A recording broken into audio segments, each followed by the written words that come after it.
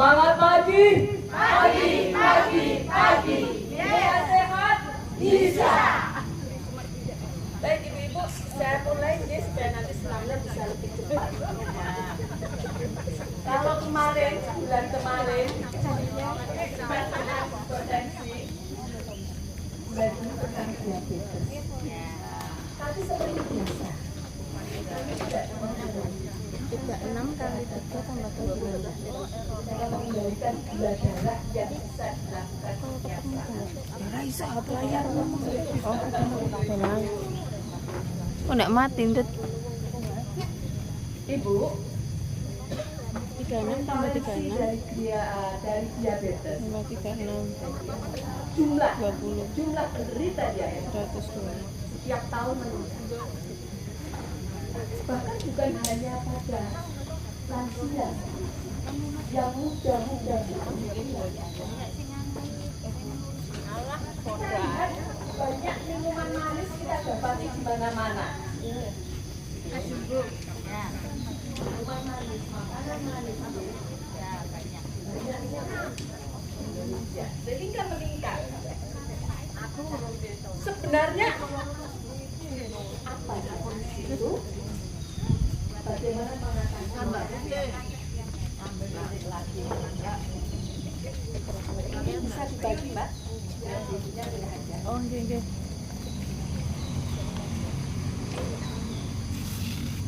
Diabetes itu adalah kadar gula darah yang tinggi di dalam pembuluh darah. Di dalam pembuluh darah pada yang gula darah adalah sel. Jadi bayangkan analoginya ada jalan raya. Terus kemudian ada rumah-rumah di samping-samping jalan raya. Jalan raya itu adalah pembuluh darahnya. Jalan raya itu pembuluh darahnya. Rumah-rumah yang di samping kanan kiri jalan raya itu adalah selnya. Dia butuh makan. Itu orang-orang yang ada di dalam rumah. Di dalam rumah itu ada orang-orang yang butuh. Jadi sel-sel itu yang butuh makan.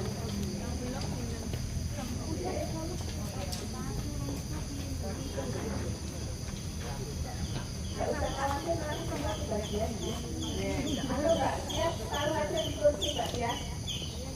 Tanpa bicara, langsung taruh di kursi. Kursi taruh.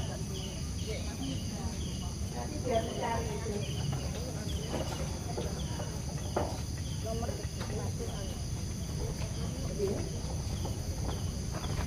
Berasnya banyak di jalan itu. Dari mana? Di jalan banyak beras. Tapi bagaimana caranya supaya beras ini masuk ke dalam rumah-rumah? Dia untuk orang yang gotong dan buka kuncinya rumah. Namanya insulin.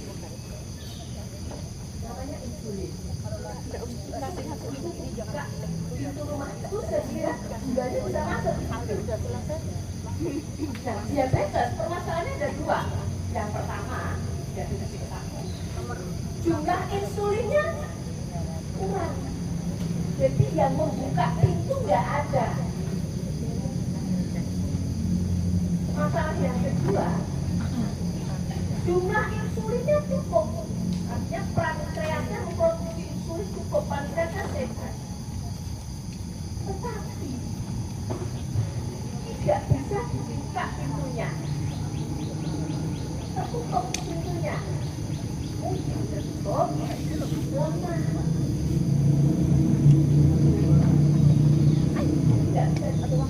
Atau insulinnya banyak, tetapi insulinnya nggak sensitif. Jadi kayak kuncinya itu berkarat sehingga nggak bisa buka. Jadi itu nggak bisa terbuka, sehingga nggak bisa masuk. Makanya dia tipe 2.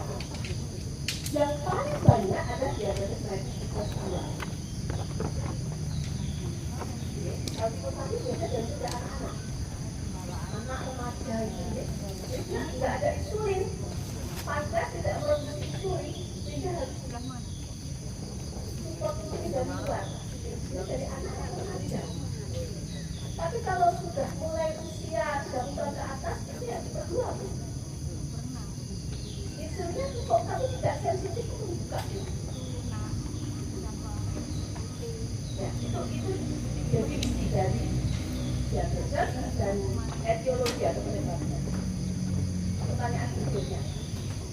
memangnya kenapa kalau gula darah numpuk di jalan, kalau berasnya di jalan, orang-orang di dalam rumah nggak makan, sel-selnya nggak dapat gula, memangnya efeknya apa? Ini masuk yang namanya semua sel di dalam tubuh kita dari ujung rambut sampai ujung kaki itu membutuhkan gula. Bukan hanya gula, oksigen. Untuk apa? Untuk metabolisme.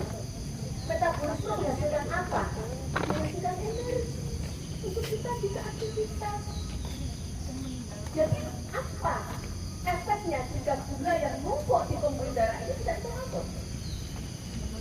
Lemes, metabolismenya terganggu, akhirnya lemes. Apa hanya lemes? Ya kalau awalnya lemes, lama-lama selnya tidak dapat makan, lama-lama mati, terjadi kematian atau kerusakan sel. Muncullah koroner, muncullah stroke, dan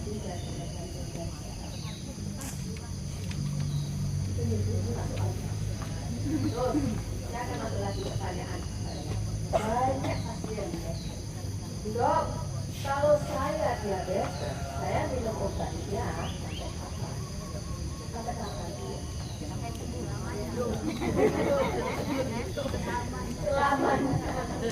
Dok, apakah dosis saya kalau metformin 3x1 apakah harus begitu terus? Boten. Bisa diturunkan dengan lifestyle, gaya hidup, pola makan. Dulu saya gemuk, Dok, sekarang saya mau olahraga. Saya tidak dietnya tinggi, sekarang sudah. Adakah kemungkinan saya ketergantungan obatnya dikurangi? Tidak bisa.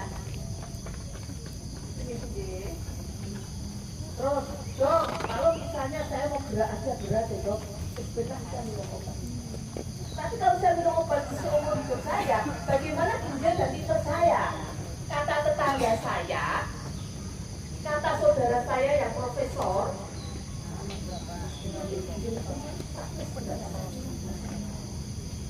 nah, ini ya, itu kita sudah tahu di depan tadi. Pada saat gula darah tinggi, yang rusak selnya. Sel apa? Seluruh tubuh. Salah kesemutan. Seluruh tubuh. Lalu kalau minum obat, berarti gula bisa masuk ke dalam sel. Selnya dapat makanan. Resiko kerusakannya gimana, Bu? Rendah, sama atau tinggi? Selnya dapat makanan karena minum gula, obat gula. Resikonya menurun. Karena minum obat gula, sehingga obat itu membantu gula yang numpuk di pembuluh darah masuk ke dalam sel. Selnya bisa dapat makanan lagi. Berarti resiko terjadi kerusakan sel itu menjadi menurun. Terus kalau menurun, ginjalnya rusak nggak? Livernya rusak. Yang rusak itu adalah jika tinggi. Jadi harus dibalik ini. Harus dibalik mindsetnya. Pada saat itu darah kita semua sel kita resiko untuk kerusakan. Begitu gula darah yang normal, walaupun normalnya dengan obat, tapi selnya bisa makan, bisa hidup, bisa bernafas, bisa bermetabolisme. Tidak resiko kerusakannya menjadi lebih. Kita bilang, kita tidak bilang, tidak lebih. Dok, ada nggak sih cara supaya kita itu bisa minimal mengontrol gula darah kita? Karena saya tuh sudah lifestyle saya sudah sehat, saya sudah nggak mau makan manis, minum manis, saya sudah olahraga, saya sudah minum obat, tapi kenapa masih tinggi loh? Sudah biasa saya makin nangkring di atas 7. Di atas 7 ya, kalau pensil itu lebih. Apa lagi?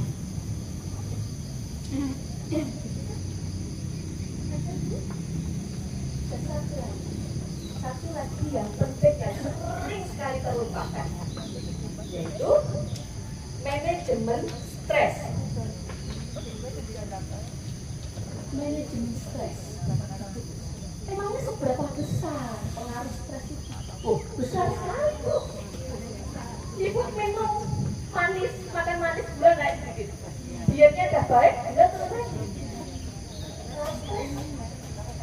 Pada saat kita stres, tubuh kita stres, psikologis kita stres, tubuh kita mengeluarkan hormon stres, epinefrin, norepinefrin, kortisol, adrenalin. Hormon stres ini membongkar timbunan gula yang sudah baik-baik di timbul liver, dibongkar. Dibongkar bawa kemana? Ke pembuluh darah, dia ceret-ceret di pembuluh darah. Terus, kalau itu ya saya tahu berarti saya stres. Ya udah saya nggak stres. Sudah langsung bilang itu, langsung nggak stres. Jadi stres itu meningkatkan gula lebih cepat, menurunkannya lebih. Kalau makanan, stop makanan tersebut, selesai, gitu. Turun lagi. Kalau stres, udah. Yuk, kita sekarang bicara manajemen stres.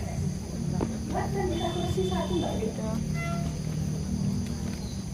Baik, bagaimana manajemen stres?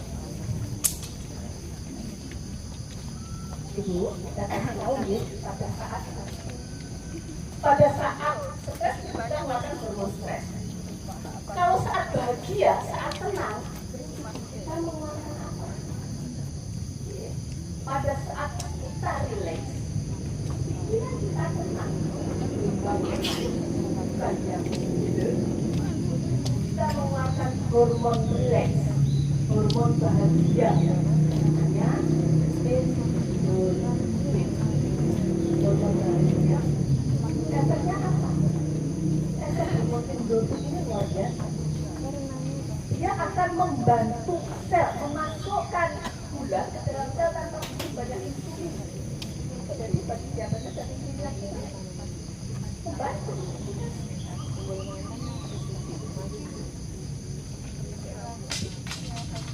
Meningkatkan oksigenasi dari sel, metabolisme jadi baik. Itu hanya dengan manajemen stres dulu, Bu.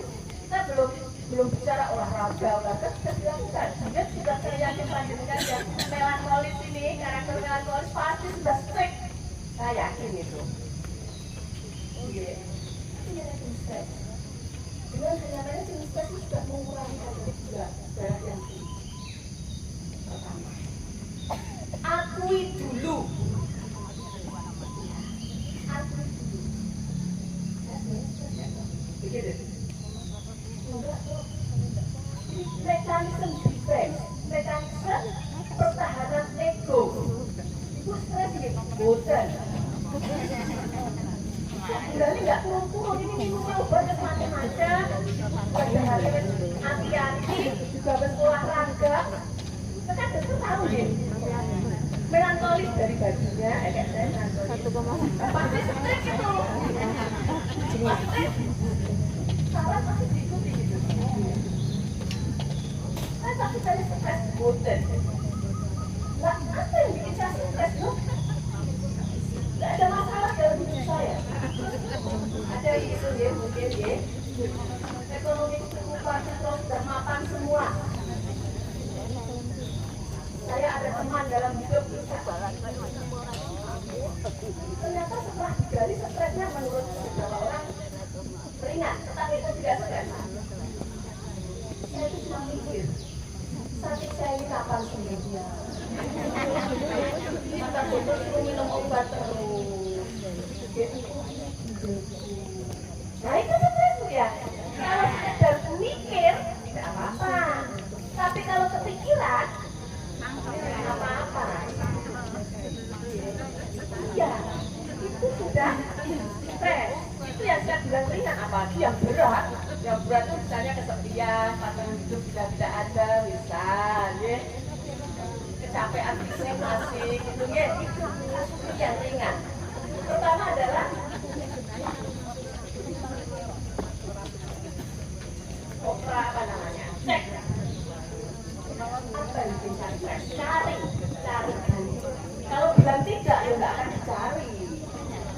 Udah selesai di situ. Wes enggak ada.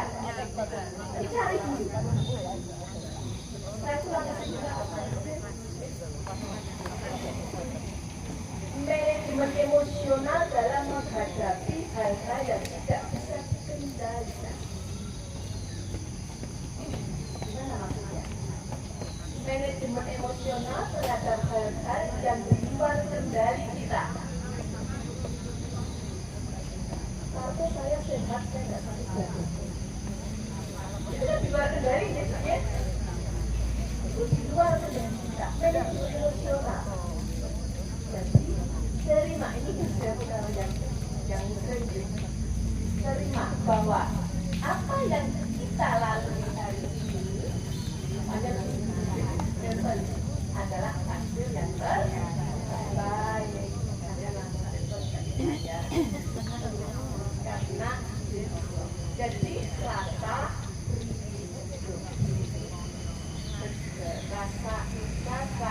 ridho terhadap itu masih fokus pada syukur, masih banyak yang bisa disyukuri, termasuk tidak bisa lenggah, tidak bisa berjalan, fokus pada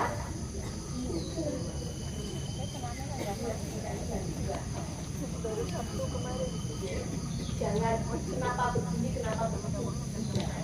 Ridho. Apa yang saya adalah yang terbaik. Saya itu ya. Ya. Adalah kita normalkan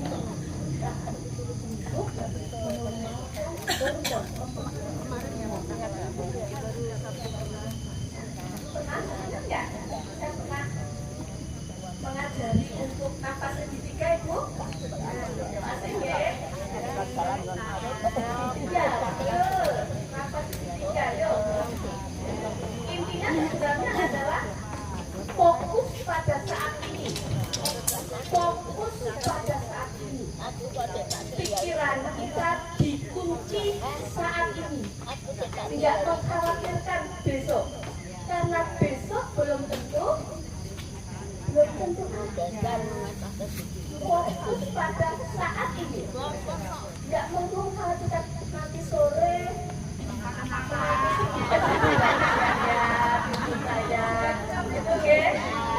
oke, oke ya. Fokus saat ini dan itu bergerak. Itu perlu apa? Perlu latihan. Tidak bisa kalau nggak berlatih.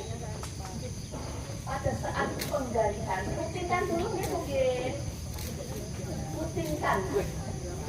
Minimal bangun tidur sama mau tidur minimal. Semakin sering semakin baik. Atau tambah pada saat penggalian mulai kemana-mana langsung dikunci. Usaha. Assalamualaikum. Ya, dikunci dengan apa? Ya. Dengan nafas. Dek Ben nggak dituntun Mbak Linda ini ngapa? Bisa itu, ya. Dengan nafas saya kok khawatir banget ya. Terus dia ragu, dia langsung dikunci aja. Tidak. Anu kesana udah ada yang ada. Oh ya. Tarik nafas, kemudian tahan, keluarkan buang masuk kaki, kemudian balik jahat. Jadi dari penelitian, ini juga ada penelitiannya, internasional ilmiah bisa menurunkan stres sampai 6%. Menurut Bu? Ya, semua ya, tegak. Tegakkan mata Ibu ya. Fokus pada suara nafas masing-masing. Kalau tidak gitu nanti pikiran kemana-mana. kemudian fokus pada suara nafas masing-masing. Kita tarik nafas lewat hidung 4 hitungan. 1, 2, 3, 4. Tahan 4 hitungan. 1, 2, 3, 4. Keluarkan pelan-pelan 4 hitungan. 1, 2, 3, 4. Lagi. Tarik nafas 4 hitungan pelan lewat hidung. 1, 2, 3, 4. Tahan 4 hitungan. 1, 2, 3, 4. Keluarkan lewat mulut 4 hitungan.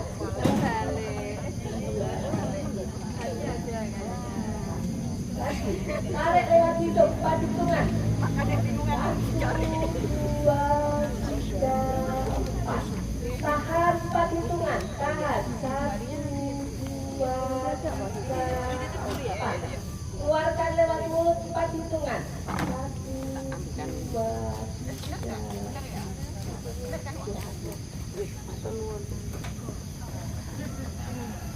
Ya.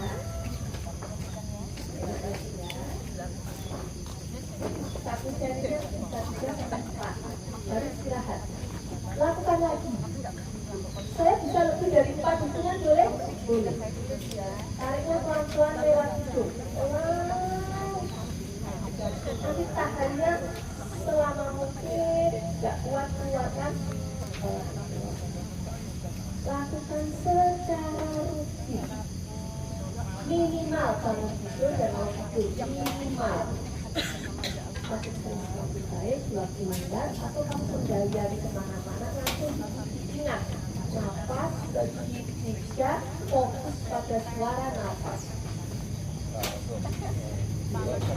Terus melakukan olahraga pernapasan ini. Masalahnya masih sama, stresornya masih sama, tetapi kemampuan tubuh dalam menghadapi masalah sudah meningkat. Ini dulu saya mikir putraku, putuku, gula darah saya naik, saya pusing gigil. Enggak, ada yang masih mikir, masalahnya masih sama, gitu ya. Jadi tujuannya adalah itu karena hormon endorfinnya naik. Banyak mikir itu, Bu.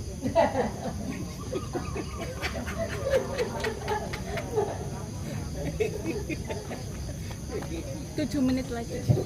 Baik Ibu, kita coba tes ya. Yuk, kita coba ya.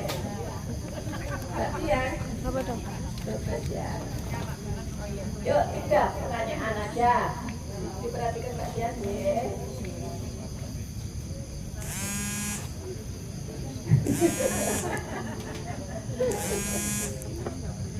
Apa sih yang dimaksud diabetes? Yuk.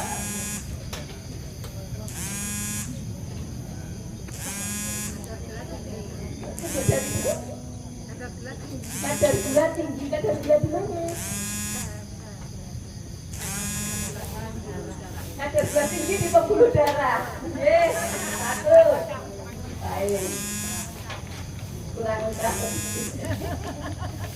Yang kedua, bagaimana cara mengatasi supaya gula darah normal? Ya ada banyak kan. Monggo, boleh yuk dari. Mbak Lia saja. Ada banyak.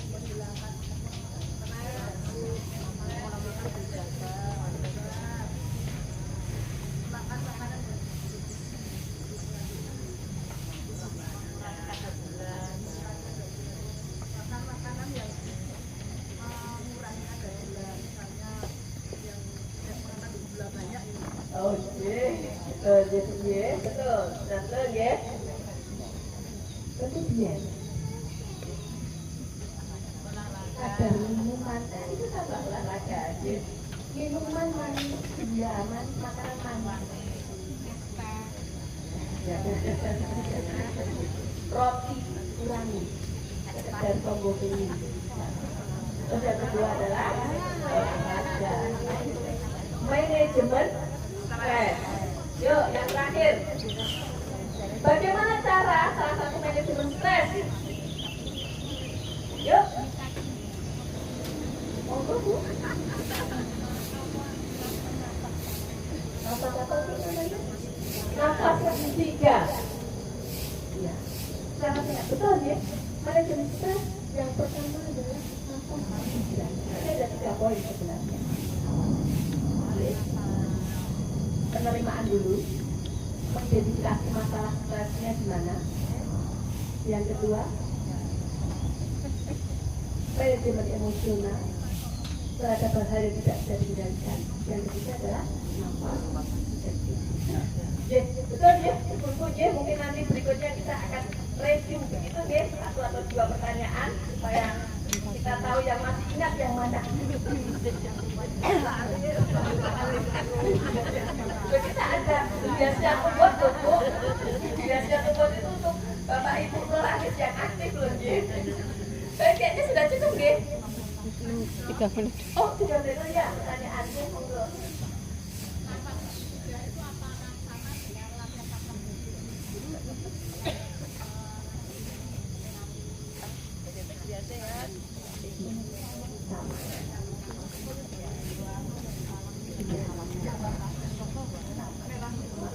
Kalau yang nafas tiga sebenarnya dalam nafas ketiga itu sebelum sampai ke situ kan kita ada manajemen yang kedua dan ini. Jadi manajemen emosional untuk hal yang kedua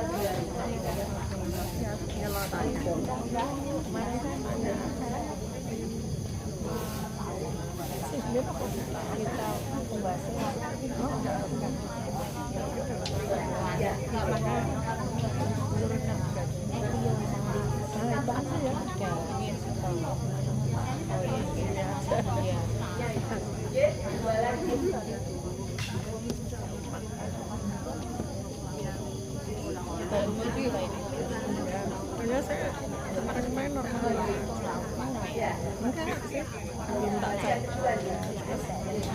Masih bertanya, dok tadi udah mekanisme diabetes tipe 2, insulinnya cukup, pankreasnya sudah cukup, tapi lemah, tidak bisa digunakan. Kenapa?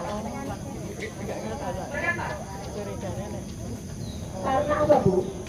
Karena sel, pintu sel kita bisa exercise. Pintu dari sel itu tertutup oleh lemak. Loh, saya nggak gemuk ini kok tertutup?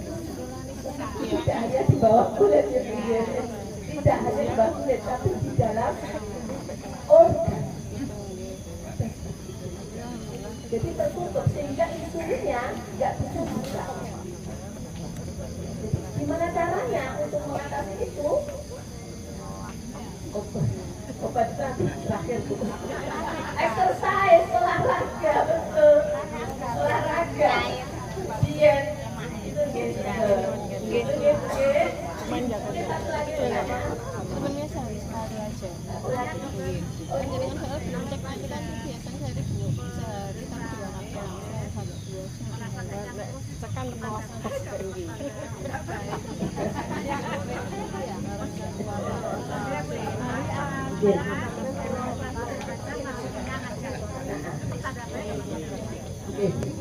Mengapa setelah penderita diabetes rasanya kok nggak lapar tapi kenyang terus?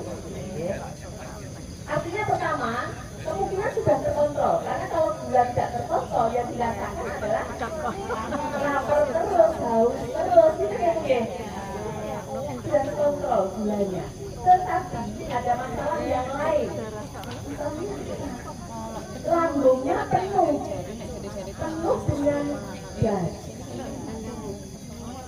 dengan gas, sehingga menjadi begah, rasanya kenyang terus. Kok bisa penuh dengan gas? Jadi faktor makanan, mungkin makan makanan yang bersih, mungkin makan makanan yang lihat, karena dia lihat tidak mudah dicerna sehingga asam lambung terus di sana. Kalau asam lambung terus di sana untuk ngunyah ini tadi yang lihat,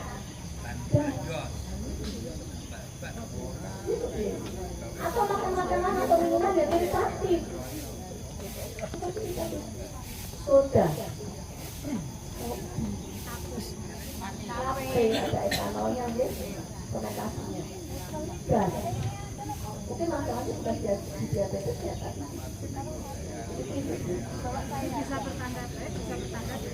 Bisa tidak baik untuk yang lain. Bukan. Baik, akan ibu, Bapak, sama teman, kita lanjut.